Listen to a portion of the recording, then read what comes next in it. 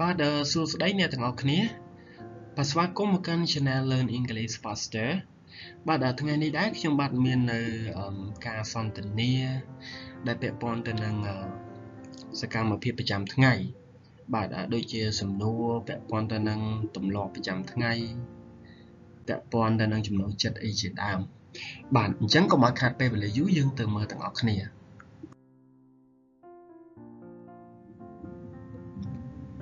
Hello darling how was your day បាទម្ដងទៀត Hello darling how was your day បាទប្រែថាសួស្តី darling តើថ្ងៃនេះយ៉ាងម៉េចដែរបាទសួស្តី darling តើថ្ងៃនេះយ៉ាងម៉េចដែរអូខេអញ្ចឹងចង់សួរមួយថ្ងៃហ្នឹងណា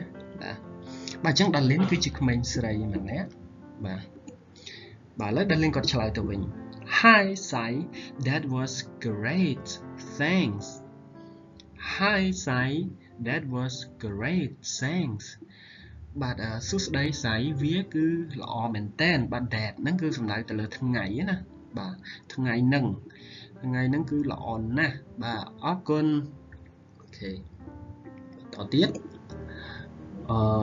What did you have for breakfast?What did you have for breakfast? អូខេតើអ្នកបាន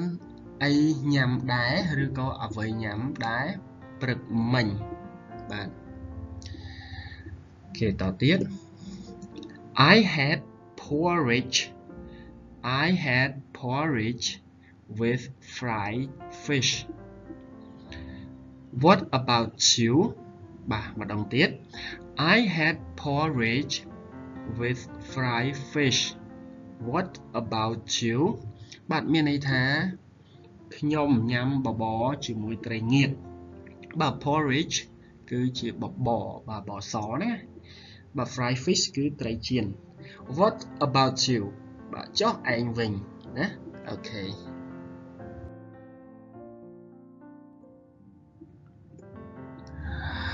Okay, what time do you usually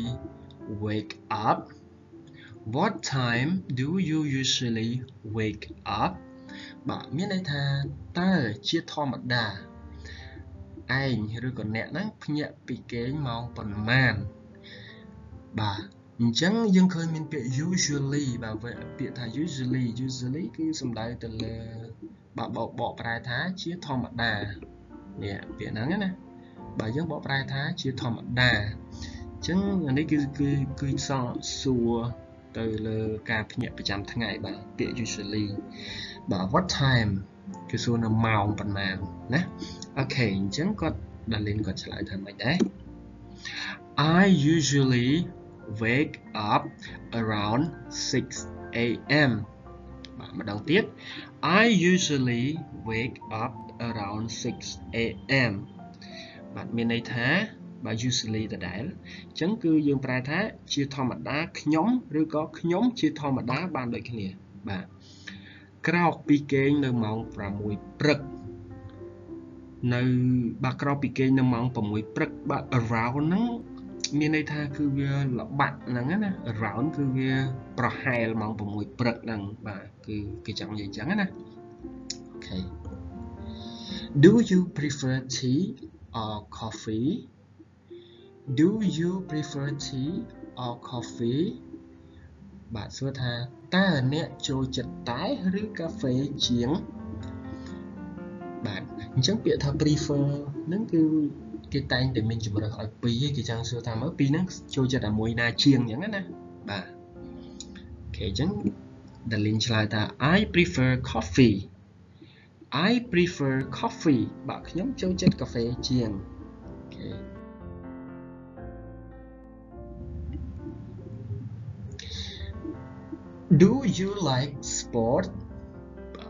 Do you like sport តើអ្នកចូលចិត្តកីឡាទេបាទអញ្ចឹង Darlene គាត់ឆ្លើយ Yes I do I like swimming Yes I do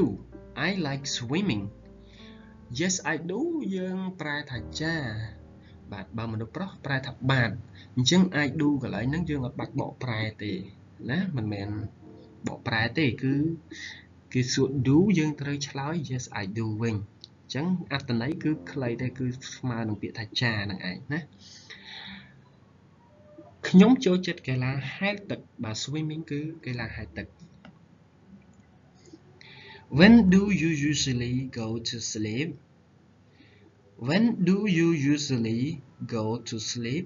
បាទយើងឃើញមានពាក្យ usually ដែរហើយគឺចង់សួរជាធម្មតាដូចគ្នាហ្នឹងឯងបាទតើ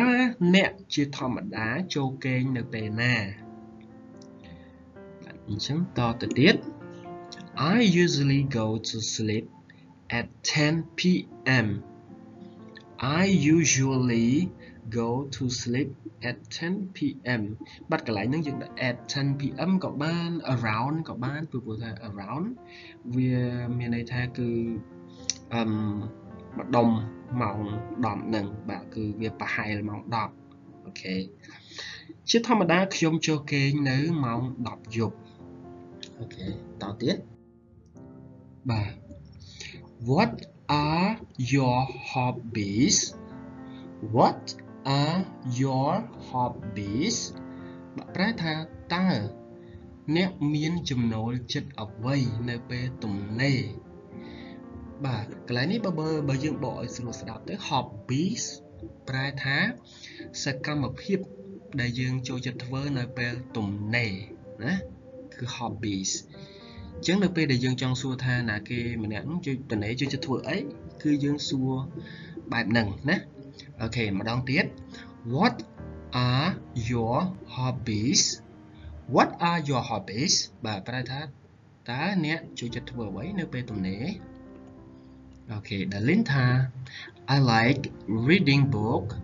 doing exercise and shopping បាទម្ដងទៀត I like reading book doing exercise and shopping បាទប្រែថាខ្ញុំចូលចិត្តអានសៀវភៅហាត់ប្រាណនិងដើរទិញអីវ៉ាន់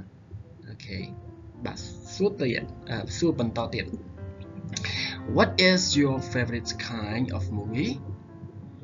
What is your favorite kind of movie បាទតើភាពយន្តប្រភេទណាដែលអ្នកចូលចិត្តបាទ favorite ប្រែថាជាទីចូលចិត្តណាបាទដូចជាម្ហូបជាទីចូលចិត្តយើងអាចថា favorite food បាទភេសជ្ជៈជាទីចូលចិត្តយើងអាចថា favorite drink អូខេ I like horror movies I like horror movies ប្រែថាខ្ញុំចូលចិត្តភាពយន្តរន្ធត់បាទភាពយន្តរន្ធត់ horror movies ភាពយន្តរន្ធត់គឺដូចជារឿងខ្មោចក្តីរឿង zombie បាទរឿងអីដែលជាឃាតកម្មអីជាដើមណាអូខេបាទអញ្ចឹងវីដេអូរបស់យើងបានមកដល់ទីបញ្ចប់ហើយសង្ឃឹមថាបងប្អូនទាំងអស់គ្នានឹងចូលចិត្តនៅការសន្ទនាមួយនេះបាទដើម្បីកុំឲ្យខកខាននៅ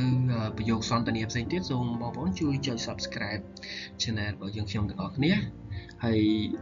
យើងនឹងមានការសន្ទនាផ្សេងៗនៅទីកន្លែងផ្សេងៗផងដែរបាទសូមអរគុណ